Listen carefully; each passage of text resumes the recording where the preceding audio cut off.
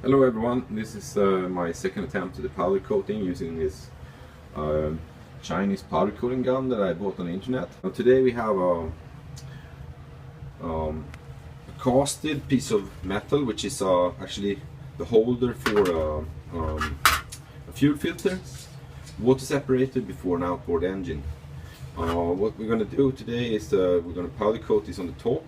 On the bottom here is basically, this is where the filter is sitting, and it's covered with fuel, and normally so this won't actually tarnish or rust that much. But we're going to coat it on the top and with shiny black. So it's going to be sitting on an aluminum boat. There's like actually in the use only two of these ones. The fuel comes in on this side and goes out on that side. I've plugged all the inlets and outlets so that I don't get any coating into the threads. These are silicone plugs, so they can withstand the 180 degrees Celsius that we have when we cure the coating. And I have grounded the setup with just by putting this one on here. That's our ground. So this piece of metal will be lying here on the top. So I will basically coat everything here in the surrounding. And we're going to try to make it as even as possible. It used to be black, painted black, spray painted black, and the black has fallen off. So I've done my best to just remove the worst of it. I've looked carefully at the different sections in here. I'm trying to get them, because I think I'll try to get off the paint, all the painting in these corners, because I think that could be a source of where they actually would fall off when it's done. But I haven't spent much more time on this. I'm going to put the zinc primer on it first, and after that I will put the shiny black. So let's see how it goes. So pressure is set to 20 psi, and we can now mount the color holder, paint holder. So powder coater on. Now we will just dust on a few layers here. I'll push the pedal down there. This one should go green.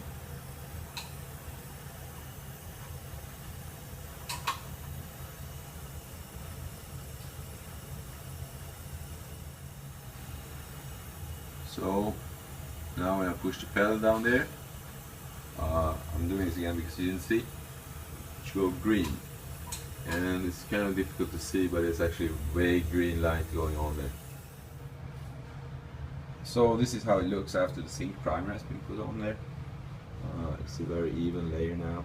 This time I didn't do the same mistake as last time when I put too much coating on there, or powder on it, and now it's just about evenly covered everywhere. It's a very, very smooth surface. I'm not going to cure this entirely. I'm just going to cure it up to 160 degrees until I start seeing that it like melts, forms a solid layer. Then we're going to do the second layer, which is the top coat, the shiny black. Alright, let's see how this goes. So here it goes into the oven. I'll just open it. This is just a regular laboratory oven, but it can be done basically anywhere if you have an old stored oven at home that you're not using for cooking. I've set this up with a thermometer up here, and now it is 140, 138 on it. It's set to 180. But as I said, we'll just see what happens.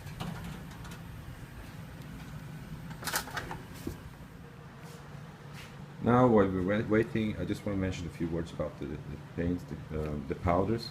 It says that you should maintain your powders dry. What's dry? Well, 0% humidity is not very common that we have around us. So one option is to actually use this kind of salt, drying salt. So you can see I stored all my paints or my powders with this dry salt. So that's about, I think when you see this bag, it's not entirely dry, but like 10% humidity probably inside it. These drying salts, you can get them anywhere in a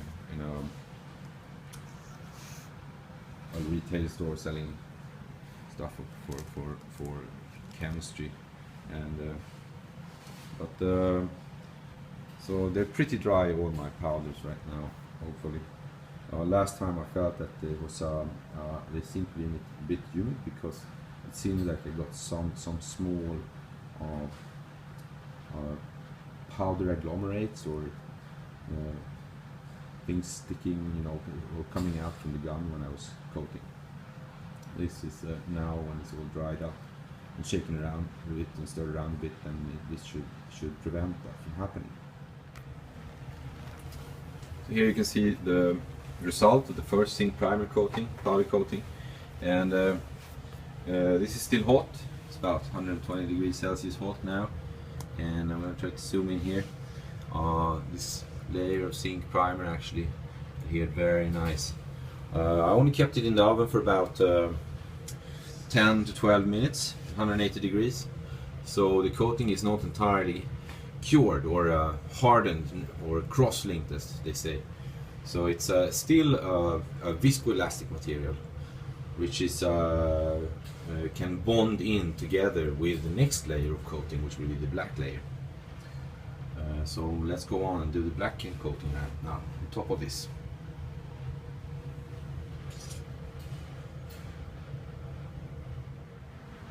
Just a small advice here.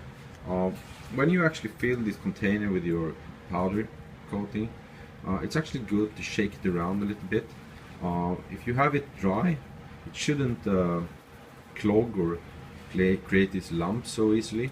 And with this shaking, before you actually mount it on the gun, you break loose these small lumps that may exist. If your coating is or your powder is wet, it might be very difficult to break apart these small lumps by just this shaking. So that's why you would like to store your powder in as dry environment as possible.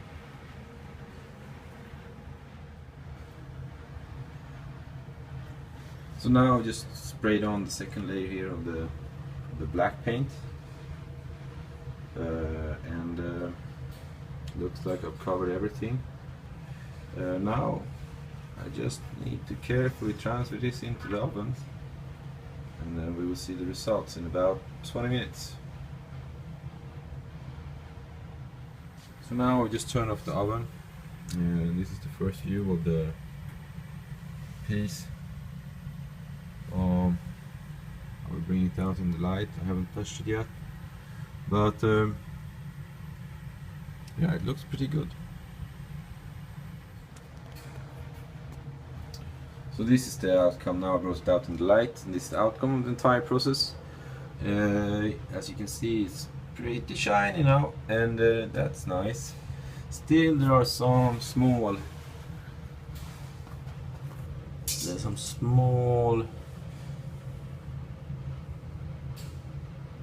if I can zoom in on it, gray grains there.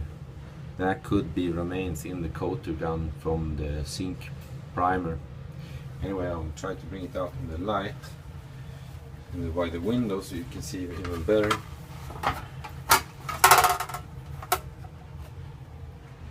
It's still cooling down, and as you see, it's shiny. I had a look at it halfway through the curing or the hardening of the coating, and then it looked grainy in the structure. And a word of advice on this: when you actually put it in the oven, you put it in 180 degrees, and you find out that if you are exposing it to too much heat, the surface will start wrinkling. This surface is not, well, you can see a little bit of unevenness, but it's not the type of wrinkling I'm talking about. The wrinkling, it becomes like an even, it's like well, some kind of chicken skin on it, and but that you avoid by not exposing it to too much heat. So when you see it goes from graininess into a solid coating, then you just wait another 2 minutes or something, about 2-3 minutes, and everything will be cured and hardened, and then it's ready. Your coating is done. Thanks for watching, and I hope you have learned something or shared some information with you, and good luck with your own project. Take care, bye bye.